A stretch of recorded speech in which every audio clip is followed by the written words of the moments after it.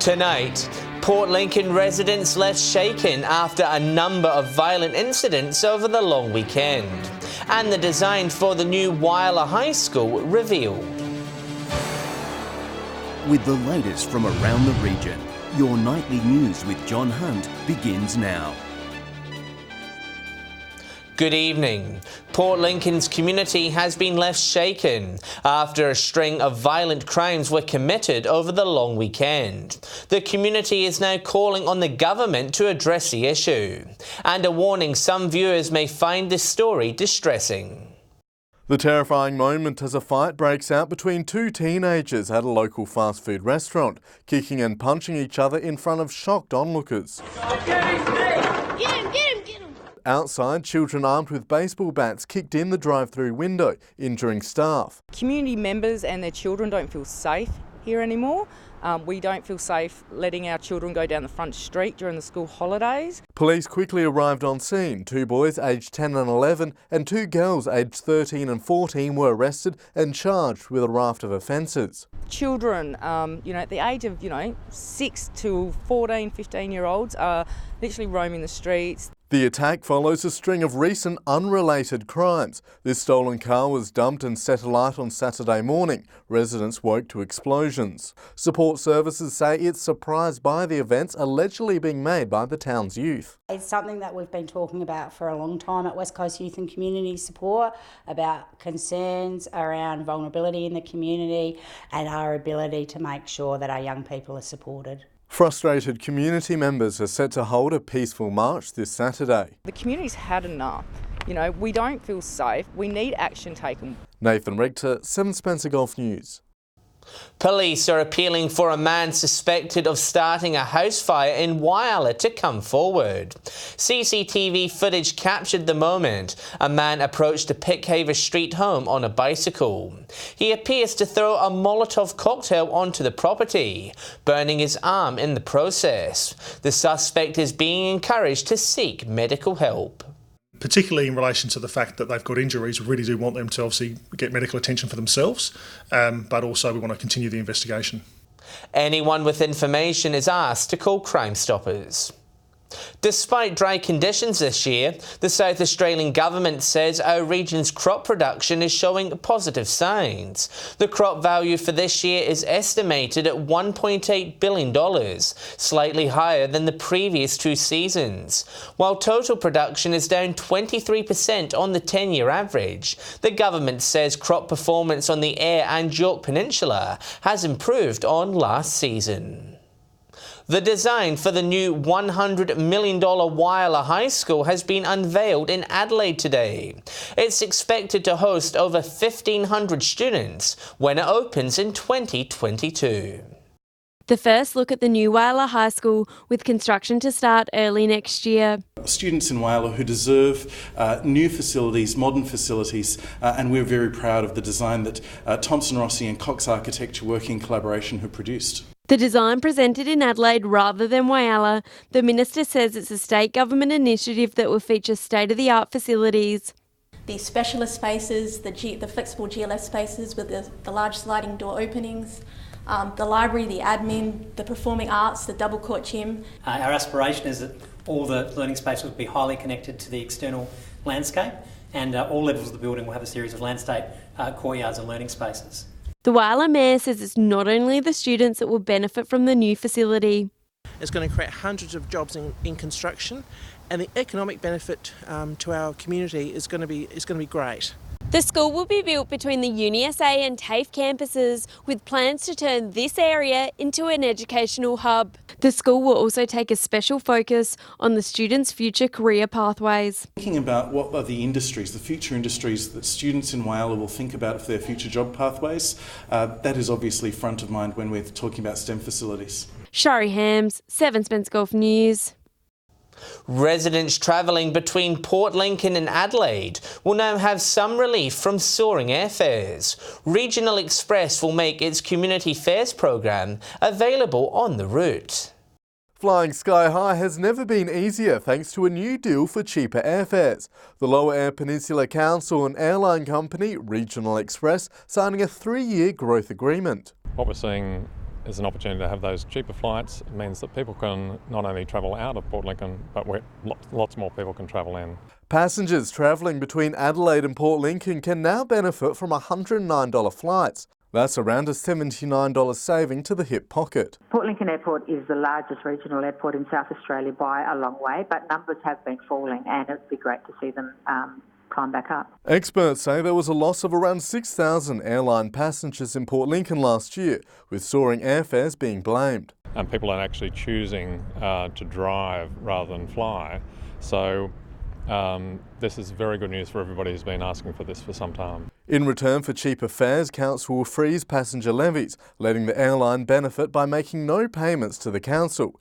They say it's perfect timing for the region, with tourism season about to take off. But I think this sets that traffic up and increases the number of tourists, and it really is a great thing to be promoting right at this time. Nathan Rector, 7 Spencer Golf News. Still to come tonight, Broken Hill welcomes a new mental health director, and the revamped Jamestown shearing sheds officially open.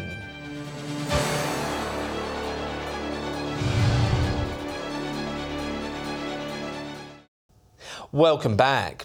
The Far West Local Health District has a new Director of Mental Health. Jodie Miller says she's excited to take on the role, but knows there's plenty of work ahead.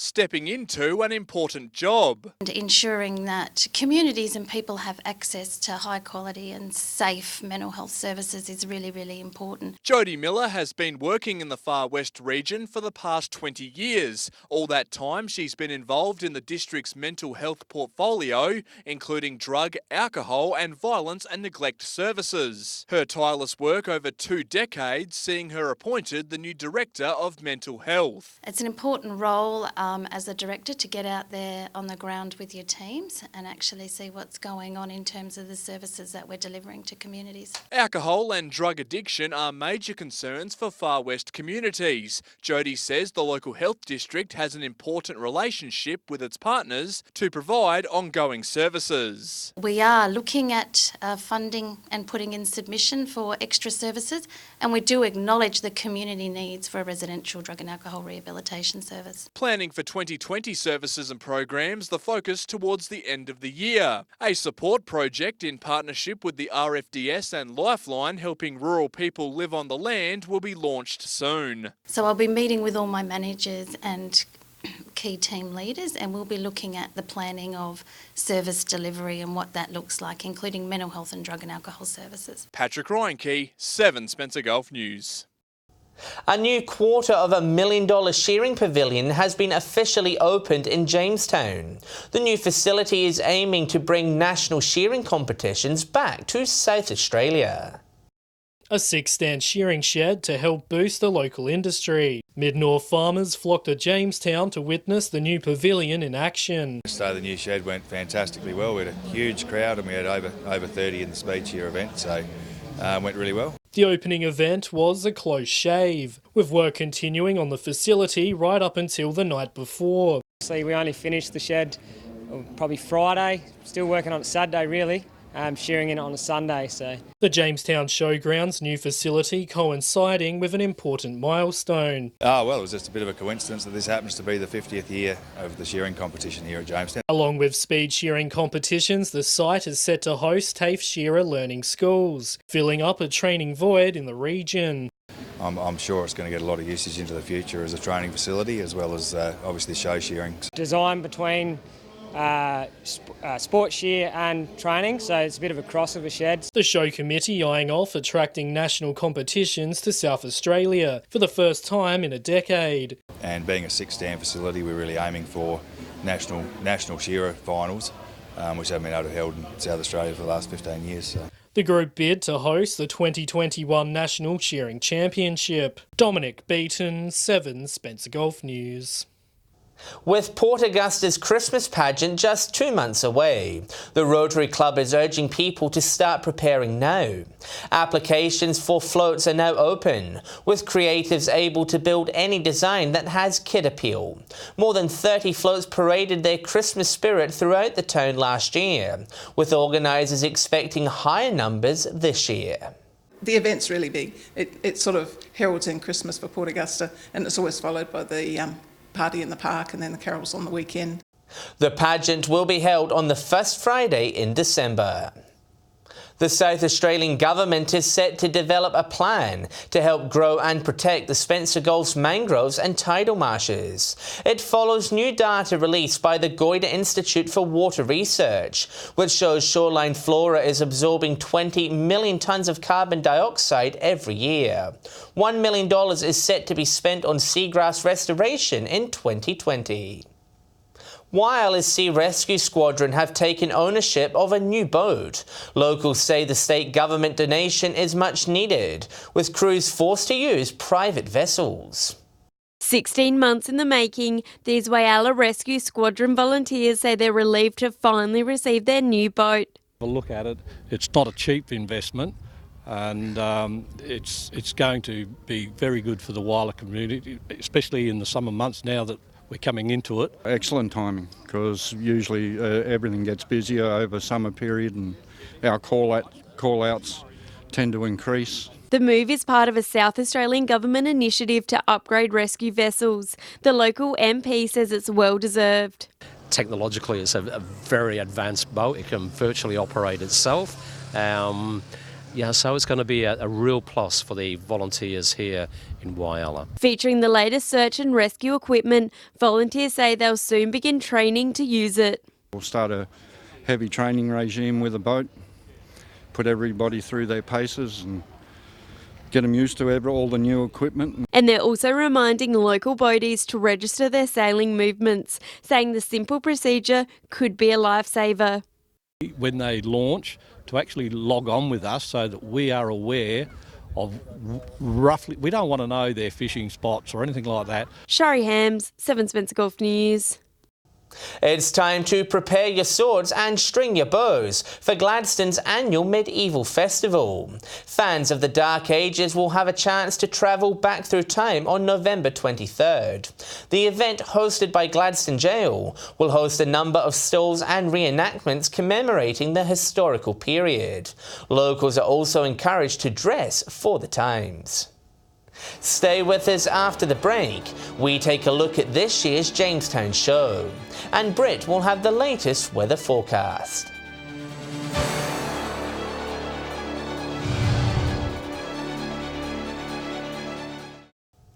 Hello again. A young Port Augusta cyclist is preparing to ride 1,000 kilometres for charity. He's hoping to raise $6,000 for Ronald McDonald House, which holds a special place in his heart. Pedalling for a special cause, Dylan Corlins is preparing to embark on one of his biggest rides yet. In November, I'll be riding 1,000 Ks in 7 days for the Ronald McDonald House. The 18-year-old speedster priming himself for the gruelling challenge. Well, preparing for bad weather again this year. Last year was horrible, but also looking towards my diet a bit more. As the youngest member in the 30-person cycling team, he's hoping to fundraise $6,000 for the Ronald McDonald House charity, which aims to improve the well-being of children and their families. This year is a bit more personal. I've had a cousin from Alice Springs need to use the house. But there's more. Dylan has also been selected in the Van Dam Racing Development Squad that competes in a 9-race series, ticking off the first milestone on the path to future ambitions. The end dream is to turn pro and race around the world. For more information on how to donate, visit our Facebook page. Garth Burley, 7 Spencer Gulf News. And we wish him all the best. Thousands of punters have braved the weather for Jamestown's annual show. This year's theme, Paddock to Plate, showcased the best of what the Mid-North has to offer. From horses to cars, rides to livestock, all was on show at Jamestown's Fair. The 2-day event celebrating its 145th anniversary this year, drawing plenty of eager festival goers through the gates. Yeah, we're certainly up over 6,000 and be nice to hit 7,000 as long as there's enough come through today and they're not put off by that bit of weather this morning. This year was focused on local produce and livestock, with the theme Paddock to Plate championing what the region has to offer. We have gone with the Paddock to Plate theme to celebrate, I guess, predominantly South Australian businesses that take local produce through to the consumer. The wet weather made life uncomfortable for attendees, but was welcomed by local farmers. The Blowing the Dust Away party, supported by Mid-North Suicide Prevention Group, and we certainly did that, and we were rewarded with a little bit of precipitation this morning, so that was nice. But Australia's very own Lambassador Sam Kekovich also making a special appearance for the day. Jamestown, the cattle and sheep show is fantastic. I meant to say, showcase the wonderful work that our true champions of this country, the Australian farmer, produces. Mr Kekovich saying he's pleased with Jamestown's hospitality. A wonderful community. You can sense that immediately as soon as you drive through it. You know, the people are fantastic. Dominic Beaton, 7 Spencer Golf News. Weather time now, and after a warm weekend, we've had a return to winter today. Here's Britt with the details. Thanks, John, and good evening. Port Augusta and Port Pirie both reached 19 degrees today, Broken Hill 18, Whyalla 17, Adelaide 16, Port Lincoln 15. To the skies where we can see patchy cloud in the wake of a trough and a cold front producing late showers. Tomorrow on the Gulf waters, southerly winds tending southeasterly at 15 to 20 knots with seas around 2 metres. And we can expect sunny conditions over most parts with a little bit of cloud cover in the south. Port Augusta, Woodner and Corn all looking at tops of 23 degrees, Port Pirie 21, Broken Hill and Kadina 20, Whyalla 19, Clare, Cleve and Adelaide all 18, Coven Bay 17, Port Lincoln 16 degrees. Moving further through the week now with partly cloudy conditions expected at Port Lincoln and Cleve on Thursday, looking sunny on Friday and into the weekend. Woodner with a fine day on Thursday, sun on Friday and a partly cloudy Saturday. Whyalla, Port Augusta and Kadina all looking fine and partly cloudy Thursday, with bright and sunny conditions expected Friday and Saturday. A partly cloudy Thursday at Port Pirie and Clare also, looking bright and sunny Friday and Saturday. And finally to Broken Hill, where it's looking sunny on Thursday and partly cloudy on Friday. And with that, John, it's back to you. Thanks for that, Britt. And that's the local news this Tuesday evening. Thanks for joining us. I'll have some updates later in the evening, but until then, enjoy your evening's viewing here on 7.